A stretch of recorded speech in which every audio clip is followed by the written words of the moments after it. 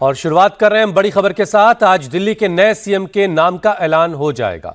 आज शाम 6 बजे दिल्ली बीजेपी के दफ्तर में बीजेपी विधायक दल की बैठक होगी। इस बैठक में सीएम का चुनाव किया जाएगा, जिसके बाद कल 20 फरवरी को सुबह 11 बजे रामलीला ग्राउंड में शपथ ग्रहण समारोह होगा। शपथ ग्रहण के लिए तैयारियां अंतिम दौर में हैं।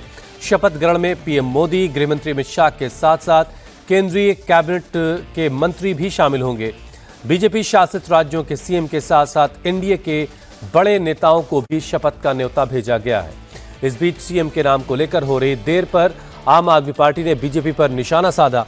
विरोधी विपक्ष के नेताओं ने बीजेपी पर हमला करते हुए कहा कि चुने हुए विधायकों में से एक भी सीएम के योग्य नहीं है, इसीलिए बीजेपी देर कर रही है।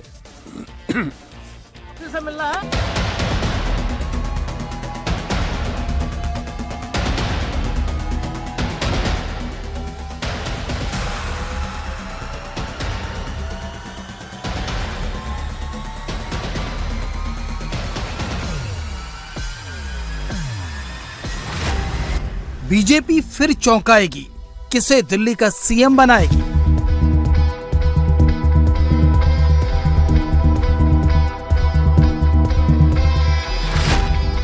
दिल्ली में बीजेपी की सत्ता का नया युग आरंभ होने वाला है।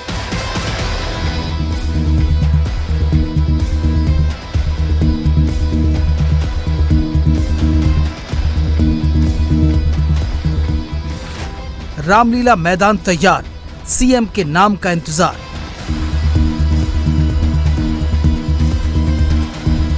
बस कुछ ही घंटे बचे हैं, उसके बाद दिल्ली के सीएम के नाम पर छाए सस्पेंस से पर्दा हटने वाला है।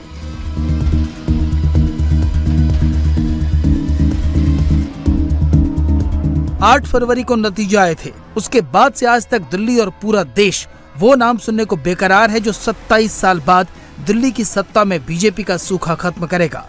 इस सस्पेंस से पहले जो बातें पक्की हो चुकी हैं, वो जान लीजिए। आज शाम 6 बजे बीजेपी विधायक दल की बैठक होगी। ये बैठक दिल्ली बीजेपी के दफ्तर 6 पंथ मार्ग पर होगी। उसके बाद 20 फरवरी को सुबह 11 बजे ऐतिहासिक रामलीला मैदान में शपथ ग्रहण समारोह होगा। दिल्ली में बीजेपी ने बम्पर जीत के साथ नए चेहरों को भी सुर्खियों में ला दिया है। यही वजह है कि सीएम पद की रेस को लेकर एक दो नहीं दर्जनों नाम चर्चाओं में हैं।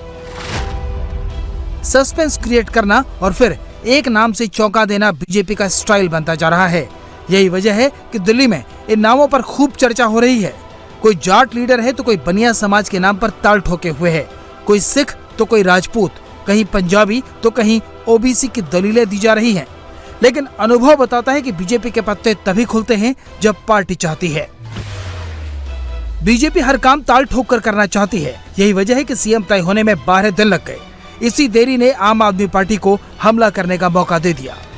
पहली बार ये देखा जा रहा है कि बारात तैयार है, मंडप भी तैयार हो रहा है, उसका निरीक्षण भी हो रहा है, बस दूल्हा कौन है ये नहीं पता किसी को। मुख्यमंत्री का नाम भारतीय जनता पार्टी अभी तक तय नहीं कर पाई है, या फिर कोई इतना बड़ा रहस्य है जिसको वो छुपाना चाहती है। जो भी पार्टी होती है अपने विधायक दल की बैठक करती है, विधायक दल का नेता चुना जाता है, वो अपना दावा प्रस्तुत करता है और फिर वहां से मंजूरी होने के बाद शपथ की तारीख जो है दी जाती है। लेकिन यहाँ सब कुछ हो रहा है और मुख्यमंत्री कौन बनेगा इसका आता पता अभी तक नहीं है। लेकिन भारतीय जनता पार्टी है, कुछ भी कर सकती है, इसलिए अगले 5 साल में कई और रिकॉर्ड बनाएंगे। सीएम के नाम का खुलासा भले ही ना हुआ हो, लेकिन इतना तय हो गया है कि शपथ ग्रहण भव्य होगा। दिल्ली की नई सरकार के शपथ ग्रहण में प्रधानमंत्री नरेंद्र मोदी और गृह मंत्री अमित शाह के साथ साथ केंद्र सरकार के कई बड़े कैबिनेट मंत्री शामिल होंगे। बीजेपी शासित राज्यों के मुख्यमंत्री और एनडीए के सहयोगी दलों के नेताओं के साथ बड़े बड़े साधु संत और उद्योगपति भी शामिल होंगे। दिल्ली बीजेपी के 30,000 कार्यकर्ताओं को भी शपथ ग्रहण समारोह में बुलाया गया है। इसी रामलीला मैदान में अन्ना हजारे का आंदोलन हुआ था। यहीं से अरविंद केजरीवाल ने पहले सियासी जमीन तैयार की और फिर उसके बाद चुनाव जीतकर रामलीला मैदान में शपथ ली। इसी मैदान में बीजेपी ग्रैंड शपथ ग्रहण करके डंका बजवाना चाहती है। यही वजह है कि सोमवार को दिल्ली में बीजेपी के सभी 7 सांसद, प्रदेश अध्यक्ष वीरेंद्र सचदेवा, राष्ट्रीय संगठन मंत्री BL संतोष, शपथ ग्रहण कार्यक्रम के इंचार्ज विनोद तावड़े और तरुण चुघ रामलीला मैदान में तैयारियों का जायजा लेने के लिए पहुंच गए। दिल्ली की महान जनता ने आदरणीय प्रधानमंत्री जी को भरपूर आशीर्वाद दिया है और जनता का आशीर्वाद जो जनादेश में बदला है और भारतीय जनता पार्टी को ऐतिहासिक विजय दिल्ली में मिली। इसलिए ऐतिहासिक कार्यक्रम श्री रामलीला मैदान में 20 तारीख को होगा। उसकी तैयारियां युद्ध स्तर पर लगी हैं। दिल्ली का हर व्यक्ति, हर एसोसिएशन, समाज का हर वर्ग उत्साहित है, पार्टी को संपर्क कर रहा है। हम आना चाहते हैं और इस ऐतिहासिक कार्यक्रम का हिस्सा बनना चाहते हैं। भारतीय जनता पार्टी दिल्ली के उन सब लोगों की इच्छा को पूर्ण करने के लिए युद्ध स्तर पर काम में लगी। रामलीला मैदान में तैयारियां अपने अंतिम दौर में हैं। शपथ ग्रहण में कुछ ही घंटे बचे हैं।